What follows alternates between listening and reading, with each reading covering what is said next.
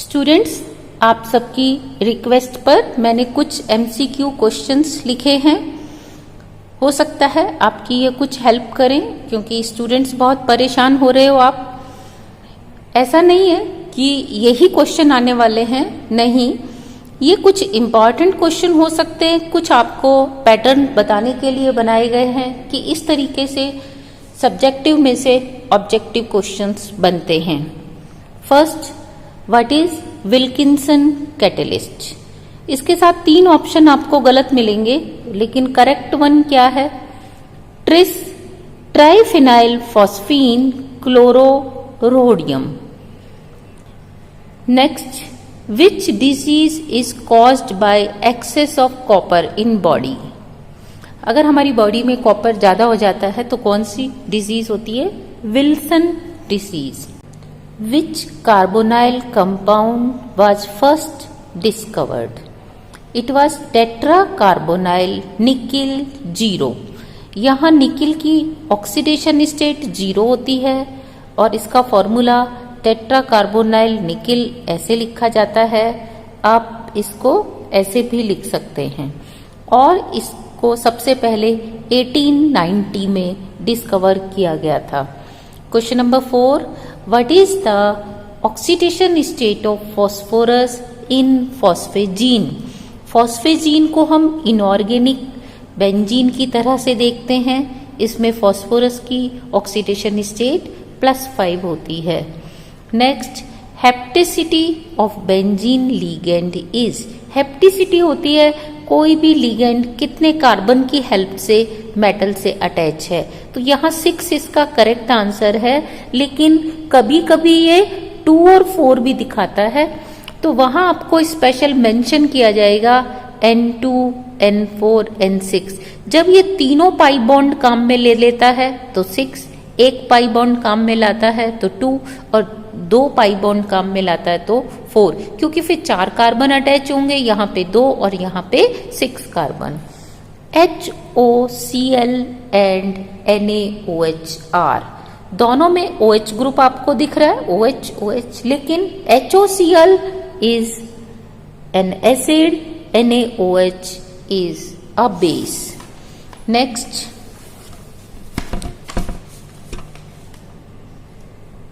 bonding in carbonyl compounds involve which type of overlapping? किस type की overlapping होती है? इसमें सिग्मा ओवरलैपिंग होती है, पाई ओवरलैपिंग होती है। सिग्मा ओवरलैपिंग में मेटल का वैकेंट और लिगेंड का फिल्ड ऑर्बिटल ओवरलैप करता है, जबकि पाई और ओवरलैपिंग में मेटल का फिल्ड और लिगेंड का वैकेंट ऑर्बिटल ओवरलैप करता है। Right conjugate base of following. इसके लिए आप ट्रिक ध्यान में रखिए। अगर आपको कॉन्जुगेट बेस पूछा गया है तो उसमें से आप एक H+ कम कर दीजिए। HSO4- में से H+ कम कर देंगे, सल्फेट इसका कॉन्जुगेट बेस है। एसिटिक एसिड CH3COH का conjugate base CH3COO negative, H3PO4 का कॉन्जुगेट बेस H2PO4 नेगेटिव, और मिथाइल अमोनियम CH3NH3 पॉजिटिव का बेस होता है CH3NH2। ये सब कॉन्जुगेट बेस हैं। और अगर आपको ये सब कंपाउंड दे दिए जाएं और आपसे कॉन्जुगेट एसिड पूछा जाए तो इसका रिवर्स, आप बेस में एसिड को जोड़ देंगे।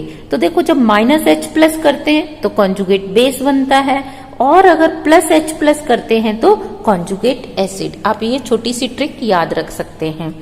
Right conjugate acid of following. अब मुझे कॉन्जुगेट एसिड लिखना है तो मैं H+ जोड़ दूंगी, H2SO4। एसिटिक एसिड में CH3COOH2 पॉजिटिव, क्योंकि मैंने H+ जोड़ा है तो एक प्लस चार्ज भी आएगा। यहाँ माइनस था इसलिए ये न्यूट्रल हो गया, लेकिन ये न्यूट्रल है तो इस पे प्लस चार्ज इंक्रीज हो गया। ये न्यूट्रल है तो CH3NH2 प्लस चार्ज इंक्रीज हो गया। और साथ में आपने देखा CH3NH2 के बाद Cl नेगेटिव, तो ये नेगेटिव है तो HCl, और H2O में H+ जोड़ेंगे तो H3O पॉजिटिव। नेक्स्ट हम देखते हैं BeF2 is more stable than BeI2। Why? क्योंकि BeF का रीजन दिया जाएगा, 3 रीजन गलत होंगे। तो आपने ये हार्ड एंड सॉफ्ट एसिड में देखना है कि Be हार्ड एसिड है, Be+2 ये हार्ड बेस है। Hard acid prefers hard base and soft acid prefers soft base. लेकिन यहाँ देखो हार्ड एसिड की रिएक्शन किससे करा रखी है, सॉफ्ट बेस से, इसीलिए ये कंपाउंड अनस्टेबल है। इसका रीजन क्या है, according to Pearson theory that hard acid prefers bonding with hard base and soft acid prefers bonding with soft base. Next, give IUPAC name of this compound. OH whole thrice silicon, silicon OH whole thrice, इसका नाम होता है डाइसिलेन हेक्सॉल।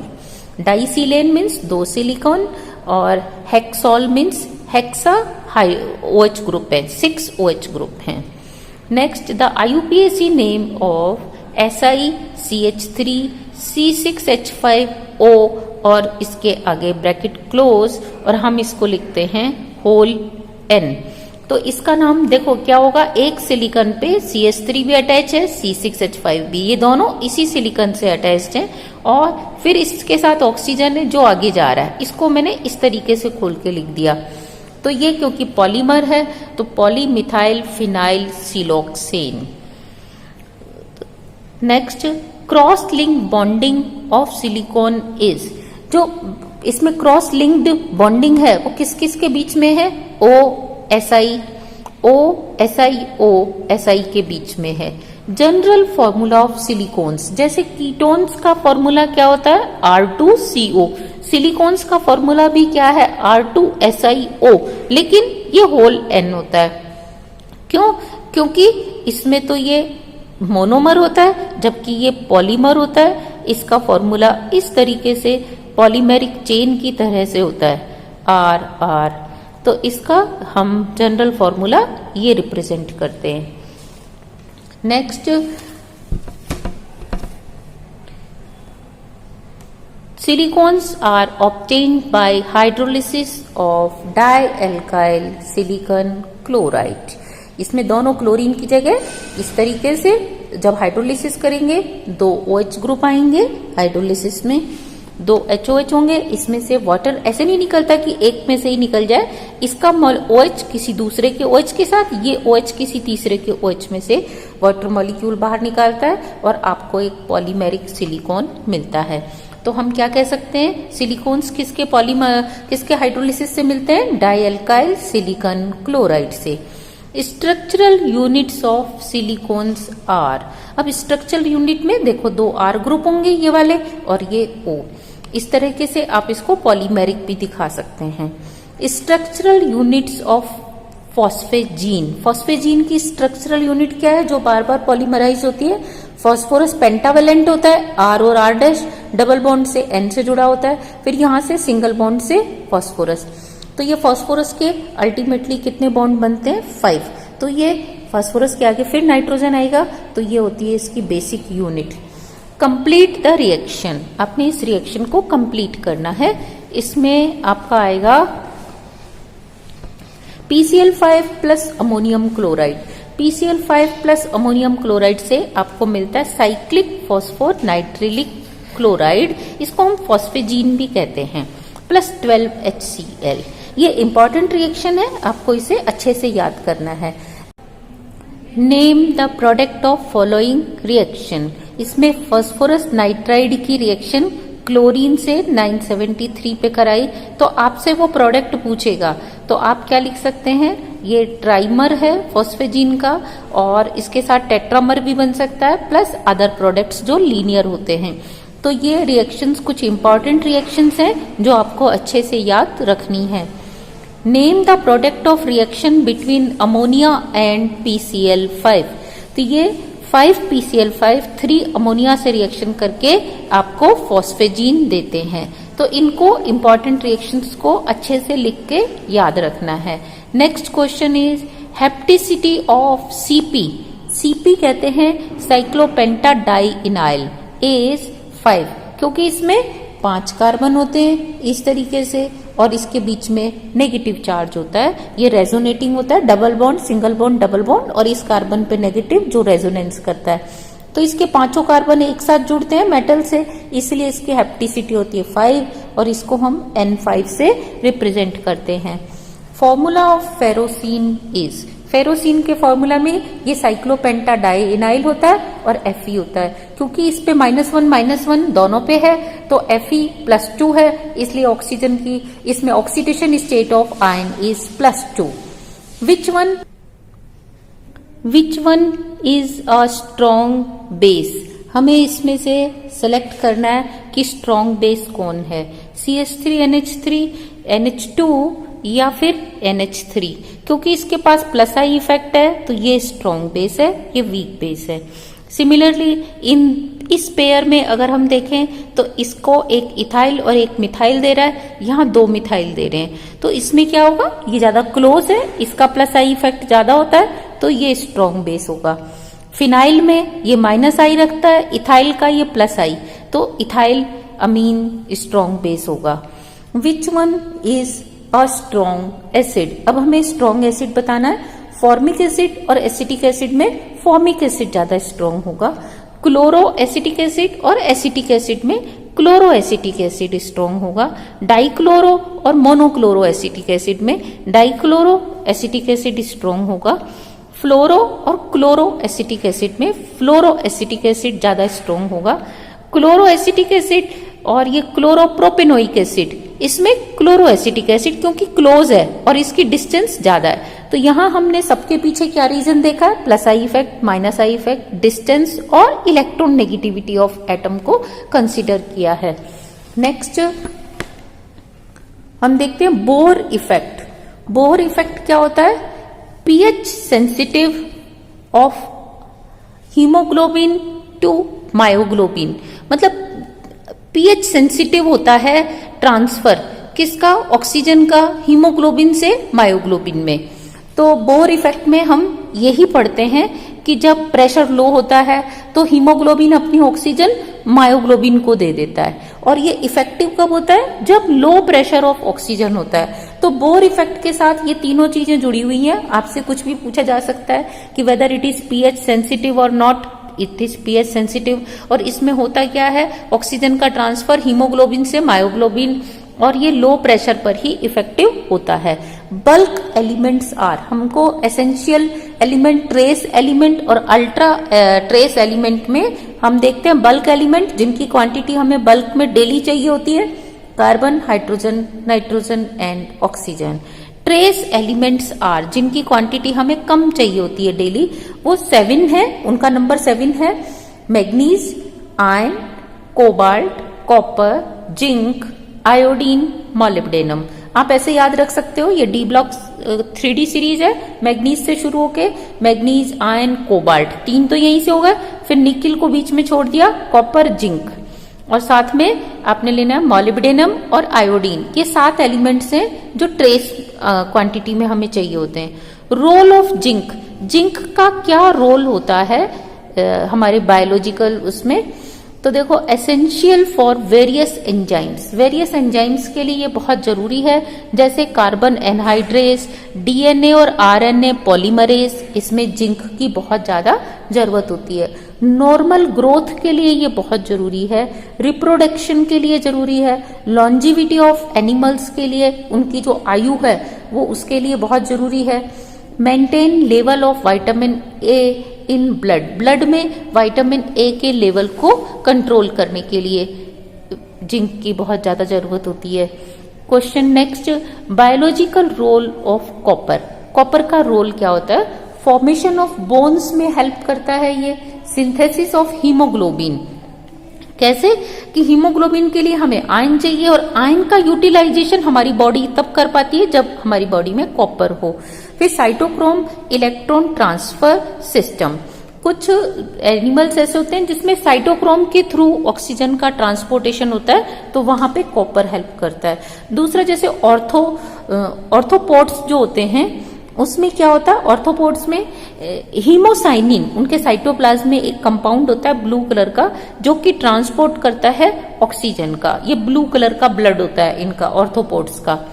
मेटेलोथायोनिन, ये क्या है, copper bonded protein है, functioning of liver को affect करता है। मेटेलोथायोनिन, सिंथेसिस ऑफ स्किन पिगमेंट। आप जानते हैं किसी की स्किन ब्लैक होती है, किसी की रेड होती है, ब्राउन, व्हाइट, अलग अलग कलर होते हैं सबकी स्किन के। तो उसमें जो मेलामिन पिगमेंट है उसकी कंसंट्रेशन अलग अलग होती है और उसके फॉर्मेशन के लिए जो रेस्पॉन्सिबल है वो है आपका कॉपर एलिमेंट। नेक्स्ट हम देखते हैं role of manganese. Role of manganese में it acts as cofactor for variety of enzymes. बहुत सारे एंजाइम्स में ये को फैक्टर की तरह होता है। And role in oxygen evolving complexes, ऐसे कॉम्प्लेक्सेस जो कि ऑक्सीजन जनरेट करते हैं, ऑक्सीजन को इवॉल्व करते हैं, जैसे फोटोसिंथेसिस, तो उसमें मैग्नीज का बहुत इंपॉर्टेंट रोल होता है। Copper activity, cooperativity involves. Cooperativity जो है, कॉपर मतलब आप समझ सकते हैं कोऑपरेटिविटी जो है उसमें drop of ion in the plant of haem group, in the plane of haem group. जैसे हीम ग्रुप में क्या होता है, एक पोरपायरिन रिंग होती है जिसमें 4 पायरोल रिंग्स होती हैं। तो ये प्लेन से ऊपर होता है आयन +2, और जब ये नीचे गिरता है, प्लेन के अंदर आता है, तो इसी हीम ग्रुप के पीछे चेन से जुड़ा हुआ जो दूसरा ग्रुप है उसका आयन बाहर आ जाता है। फिर जब आयन इसका गिरता है तो इसका बाहर आ जाता है। तो यहाँ पे जो ये पेप्टाइड की चेन है ये एक स्प्रिंग की तरह एक्ट करती है। तो coil of protein act like spring, और इसी की हेल्प से एक तरफ से जब नीचे गिरता है तो दूसरी तरफ से वो बाहर आ जाता है और फिर ये अपनी ऑक्सीजन रिलीज कर देता है। फिर जब ये नीचे गिरता है तो ये बाहर आ जाता है, इस तरीके से। और इसमें है convey this strain to other part. एक पार्ट का जो स्ट्रेन है इसको दूसरे पार्ट तक भेज देता है। Helps to bind and release oxygen to ion, यानी कि इसी की हेल्प से आयन्स के साथ कौन जुड़ता है, ऑक्सीजन जुड़ता भी है और रिलीज भी होता है। नेक्स्ट,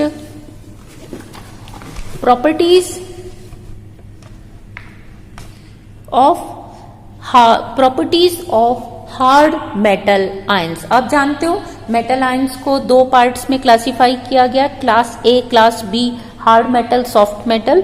तो उसमें पहले हम हार्ड मेटल के लिए पॉइंट्स हैं, मैंने आपको 3-4 पॉइंट लिख के दिए, वो इन्हीं में से कोई सा भी आपसे पूछ सकता है। High charge, high oxidation state होगा इन पे, यानी कि मेटल जैसे क्रोमियम +4 है तो वो हार्ड है और क्रोमियम +2 है तो वो सॉफ्ट है। स्मॉल साइज, इनका साइज छोटा होता है। हाई चार्ज डेंसिटी, तभी तो क्योंकि चार्ज डेंसिटी बराबर होती है चार्ज ओवर रेडियस। चार्ज ज्यादा हो, रेडियस छोटा हो, यानी कि चार्ज डेंसिटी ज्यादा होनी चाहिए। It can not be polarised, जब चार्ज डेंसिटी ज्यादा होगी इसको ये अपने पास अट्रैक्ट करके रखेगा। तो अब अगर बाहर से कोई प्लस आ रहा है तो वो इसके इलेक्ट्रॉन्स को पोलराइज्ड नहीं कर पाएगा। Have tendency to make strong bonds with hard acids, ये सारे हार्ड एसिड्स होते हैं।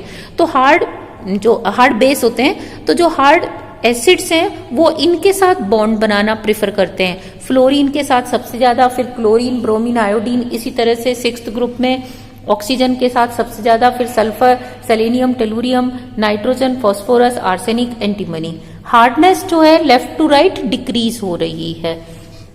नेक्स्ट, इन्हीं को हार्ड एसिड्स को हम क्लास ए मेटल भी कहते हैं और इनको पोलराइज करना मुश्किल होता है। यहाँ पे आप कोई प्लस लाओगे तो इसका इलेक्ट्रॉन क्लाउड थोड़ा सा ही पोलराइज्ड होगा, और क्योंकि ये पोलराइज्ड नहीं होता इसीलिए हम इनको हार्ड कहते हैं।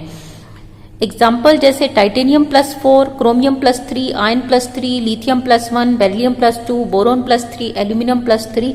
तो आप क्या देख रहे हैं, देखो चार्ज ज्यादा है, 3D सीरीज है, यहाँ पे लिथियम प्लस है तो साइज छोटा है, बेरिलियम +2 साइज छोटा है, बोरोन +3, एल्यूमिनियम +3 इनका साइज छोटा है। अल्टीमेटली चार्ज डेंसिटी क्या है, ज्यादा है। Next question is properties of soft metals ions are. वो हार्ड की थी, ये सॉफ्ट की हैं। इनके ऊपर लेस चार्ज होता है, लो ऑक्सीडेशन स्टेट होती है, लार्ज साइज होता है, लो चार्ज डेंसिटी होती है। उसका जस्ट रिवर्स होता है, इट कैन बी पोलराइज्ड। आप इसको पोलराइज करोगे आसानी से पोलराइज हो जाएगा। और ये have tendency to make strong bonds with soft bases. Phosphorus, sulphur, iodine ये सॉफ्ट बेस हैं, इनके साथ ये स्ट्रॉन्ग बॉन्ड बनाते हैं। आयोडीन के साथ, ब्रोमीन के साथ, फ्लोरीन, क्लोरीन के साथ इनकी टेंडेंसी कम है। टेलुरियम सेलुनियम के साथ ज्यादा है, सल्फर ऑक्सीजन के साथ कम है, एंटीमनी आर्सेनिक के साथ ज्यादा है, फास्फोरस और नाइट्रोजन के साथ कम है। तो यहां से यहां सॉफ्टनेस इंक्रीज हो रही है, तो सॉफ्ट एसिड इनके साथ बनाएगा, हार्ड एसिड इनके साथ बनाएगा। इनको हम क्लास बी मेटल आयंस भी बोलते हैं। और इसको अगर आप पोलराइज करोगे तो ये बहुत सारा पोलराइज हो जाएगा और क्या करेगा, आसानी से इसकी शेप खराब हो जाएगी, इसीलिए हम इनको सॉफ्ट कहते हैं। अब इसके एग्जाम्पल देखें तो कॉपर, सिल्वर, देखो ये +1 है यानी कि स्मॉल चार्ज है, ये भी स्मॉल चार्ज है, और ये तो उसमें आ गया 5D सीरीज में आ गया। इसमें हम ज्यादातर 4D 5D सीरीज के और 3D सीरीज का लेते हैं, तो वो कम चार्ज वाला लेते हैं। तो ये इसके एग्जाम्पल हैं 4D सीरीज के, 5D सीरीज के, और 3D सीरीज में हम देखते हैं low oxidation state. Next, according to Pearson theory क्या होता है, hard acid prefers bonding with, अब वो पूछ सकता है hard base, soft base, with both, none of the above, तो आपने कहना है hard acid prefers bonding with hard base, soft acid prefers bonding with soft base. और ये थ्योरी किसने दी थी, ये थ्योरी दी थी पियर्सन ने ये थ्योरी दी थी। Next, give IUPAC name of the following, Iron 3 cobalt, ये कार्बन मोनोऑक्साइड 12, तो इसको हम 12 के लिए बोलते हैं डोडिका कार्बोनाइल, डोडिका है 12 के लिए, डोडिका कार्बोनाइल ट्राई आयन 0। कार्बोनाइल्स में ऑक्सीडेशन स्टेट 0 होती है मेटल की। और ये है साइक्लोपेंटाडाइइनाइल है, और ये 2 हैं तो हम इसको कहेंगे बिस। साइक्लोपेंटाडाइइनाइल है लेकिन हेप्टिसिटी कितनी है 5, तो नाम हो जाएगा बिस, हेप्टिसिटी 5, साइक्लोपेंटाडाइइनाइल, निकिल 2। इसमें क्योंकि ये -1 दोनों के ऊपर है, तो निकिल पे +2, पूरे के ऊपर 0 चार्ज। फिर इस कंपाउंड के नाम में ये इथाइलिन है, इथाइलिन की हेप्टिसिटी कितनी होती है 2, क्योंकि 2 ही कार्बन है, तो इसका नाम हो जाएगा ट्राइक्लोरो, ये ट्राइक्लोरो, हेप्टिसिटी 2 इथाइलिन, प्लेटिनेट सेकेंड। अब इसको मैंने प्लेटिनेट क्यों लिखा है, प्लेटिनम क्यों नहीं लिखा, क्योंकि देखो इस पूरे के ऊपर कौन सा चार्ज है, माइनस चार्ज है। जब कॉम्प्लेक्स के ऊपर माइनस चार्ज होता है तो हम प्लेटिनम की जगह क्या लिखते हैं, मेटल की जगह मेटलेट लिख देते हैं, प्लेटिनम है तो प्लेटिनेट, कॉपर है तो क्यूप्रेट लिख देते हैं। Next question, N2 and COR, nitrogen and carbon monoxides are, ये आइसोटोप हैं, आइसोबार हैं या आइसोकोर हैं, क्या हैं, तो ये है आइसो इलेक्ट्रॉनिक, क्योंकि नाइट्रोजन में 14+14 और इसमें 12+16, दोनों में इक्वल नंबर ऑफ 28 इलेक्ट्रॉन्स हैं। Nitrogen is a poor sigma donor then carbon monoxide, why, क्योंकि नाइट्रोजन में नाइट्रोजन की नेगेटिविटी एक तो ज्यादा है, दूसरा इसका जो हाईएस्ट ऑक्यूपाइड मॉलिक्यूलर ऑर्बिटल जिसको हम कहते हैं HOMO of CO is antibonding, CO में हाईएस्ट ऑक्यूपाइड इलेक्ट्रॉन जो है वो किस में है, एंटीबॉन्डिंग में, एंटीबॉन्डिंग में है, तो इसका निकलना फेवर करेगा, निकलना, जैसे ये देखो ये कार्बन मोनोऑक्साइड का अगर मैं एमओ डायग्राम बनाऊं तो वो इस तरीके से बनेगा, तो इसके जो लास्ट इलेक्ट्रॉन फील्ड है वो ये है, ये वाला ऑर्बिटल है एंटीबॉन्डिंग, इसमें से अगर इलेक्ट्रॉन किसी को डोनेट किया जाता है तो अल्टीमेटली ये कार्बन मोनोऑक्साइड स्टेबल हो जाएगा, क्योंकि इसकी क्या हो जाएगी, बॉन्ड ऑर्डर इंक्रीज हो जाएगा। जबकि नाइट्रोजन में जो हाईएस्ट एनर्जी का इलेक्ट्रॉन है वो यहाँ पे है, बॉन्डिंग में है, तो इसमें से अगर इलेक्ट्रॉन दिए जाएंगे किसी को तो नाइट्रोजन का बॉन्ड ऑर्डर उल्टा क्या हो जाएगा, कम हो जाएगा, तो नाइट्रोजन खुद अनस्टेबल हो जाएगा, तो इसलिए नाइट्रोजन प्रिफर नहीं करता किसी को इलेक्ट्रॉन देना, ये सिग्मा डोनर की तरह एक्ट नहीं करता। Next, structure of lithium, methyl lithium, ये क्योंकि टेट्रामर की फॉर्म में होता है इसलिए 4 लिखा गया है, तो ये एक टेट्रामेरिक मॉलिक्यूल है, और ये सॉलिड लिक्विड गैस तीनों में ही क्या होता है, टेट्रामेरिक होता है कि 4 मॉलिक्यूल्स एक साथ होते हैं। इसका स्ट्रक्चर आप कुछ इस तरह से बना सकते हो कि ये एक क्यूब होता है, क्यूब में क्या होगा, अल्टरनेट कॉर्नर्स पे लिथियम होंगे और अल्टरनेट कॉर्नर पे क्या होंगे, मिथाइल होंगे। Formula of Zeise's salt is very important question, ये ज्यादातर पूछा जाता है। ये है पोटेशियम ट्राइक्लोरो इथीन प्लेटिनेट, इसको हमने प्लेटिनेट क्यों कहा, क्योंकि इस पूरे के ऊपर क्या है, नेगेटिव चार्ज होगा। कैसे, कि प्लेटिनम +2 ऑक्सीडेशन स्टेट में, इसका 0 और ये -3, तो +2 और -3 क्या होगा, -1। इसको सेटिस्फाइड करने के लिए ये एक पोटेशियम यहाँ पे आ गया, तो अब ये न्यूट्रल हो गया। तो वैसे तो इसके ऊपर माइनस था ना, इसीलिए हम इसको लिखते हैं प्लेटिनेट। और यहाँ एल्कीन की हेप्टिसिटी कितनी होती है, 2, क्योंकि 2 कार्बन है, दोनों कार्बन प्लेटिनम से अटैच्ड है। Oxidation state of platinum is 2। इसमें से कोई सा भी क्वेश्चन पूछ सकता है वो आपसे। नेक्स्ट, ये ऑर्गेनोमेटेलिक कंपाउंड है क्योंकि इसमें कार्बन और मेटल के बीच में डायरेक्ट बॉन्ड है।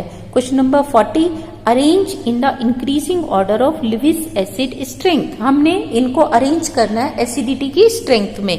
तो ध्यान दो, Bi3 की सबसे ज्यादा स्ट्रेंथ होती है BBr3 से, ट्राइब्रोमोबोरेन, ट्राइक्लोरोबोरेन, ट्राइफ्लोरोबोरेन से। और इसका रीजन क्या होता है, ये देखो, बोरोन का 2p ऑर्बिटल है खाली और ये फ्लोरीन का 2p ऑर्बिटल फिल्ड है, तो ये दोनों साइड बाय साइड कर लेते हैं। ऐसे ही ये वाला फ्लोरीन कर लेगा तो ये खाली ही नहीं बचता कि किसी से ले, तो इसीलिए ये वीक एसिड हो जाता है। जबकि क्लोरीन में ये थोड़ा सा बड़ा होता है तो पुअर ओवरलैपिंग होती है, ब्रोमीन में और बड़ा और आयोडीन में सबसे बड़ा होता है। तो ये फिल्ड और ये वैकेंट, इनकी जो साइड बाय साइड ओवरलैपिंग है ये काफी पुअर होती है, तो ये खाली बचता है। खाली बचता है इसीलिए ये क्या होता है, स्ट्रॉन्ग एसिड होता है, यानी कि किसी से आसानी से इलेक्ट्रॉन ले सकता है। तो strongest Lewis acid Bi3, weakest Lewis acid Bf3। फिर cause behind the side by side, इसके पीछे रीजन क्या है, side by side overlapping of p orbitals of boron and p orbitals of halogen, ये इसका एग्जैक्ट रीजन है इसके पीछे। Next question is write conjugate base of following. हमें इनका कॉन्जुगेट बेस लिखना है, तो मैंने आपको ट्रिक बताई थी, बेस लिखना हो तो एक H+ कम कर देते हैं, एक प्लस चार्ज कम करते हैं, एक H कम करते हैं। तो अमोनियम का बेस हो जाएगा NH3, HCl का बेस हो जाएगा Cl-, HS का बेस हो जाएगा S-2, ये होगा HS- का बेस होगा S-2, H3O पॉजिटिव का होगा H2O। Next question, BH3 and H- react and they give BH4, BH3 F- से रिएक्शन करके BF4। इस रिएक्शन को क्या कहते हैं? So these reactions represent which effect, कौन से इफेक्ट को ये रिप्रेजेंट करते हैं? ये होता है सिम्बायोसिस। सिम्बायोसिस मतलब जिसके पास पहले से सॉफ्ट एसिड अटैच है वो और सॉफ्ट एसिड से जुड़ना चाहता है, और जिसके पास सॉफ्ट बेस है वो सॉफ्ट बेस से जुड़ेगा, और हार्ड बेस है तो वो और ज्यादा हार्ड बेस लेना चाहता है। This rule is called symbiosis, या this effect is called symbiosis. Soft ligand tend to bind to metal which is already associated with soft ligand. This phenomena is called, ये वही फिनोमिना है जो ऊपर हमने एक्सप्लेन किया, सिम्बायोसिस। यानी कि जिसके पास पहले से ही कोई लिगेंड है, सॉफ्ट है, और वो सॉफ्ट से ही जुड़ना चाहता है, और तो इसको हम सिम्बायोसिस कहते हैं। Similarly hard ligands tend to combine metal which is already associated with hard ligands. जो पहले से हार्ड के साथ जुड़ा हुआ है उसकी और ज्यादा टेंडेंसी होती है हार्ड के साथ जुड़ने की। This phenomena is called symbiosis. तो सिम्बायोसिस को किसी भी तरीके से पूछा जा सकता है, ये एक वेरी इंपॉर्टेंट फिनोमिना होता है। फिर soft acids are, soft acids क्या होंगे? देखो मैंने आपको बताया 3D का कम वाला लेना है जिसकी ऑक्सीडेशन स्टेट कम हो, ये 4D का है, ये 3D का है, तो देखो कम है ऑक्सीडेशन स्टेट। 4D सीरीज के सारे और 5D सीरीज के सारे, ये सारे एग्जाम्पल किसके होते हैं? सॉफ्ट एसिड के होते हैं। Hard acids are, hard acids क्या हैं? देखो 3D का हाई ऑक्सीडेशन स्टेट, ये सारे 3D के हाई ऑक्सीडेशन स्टेट है।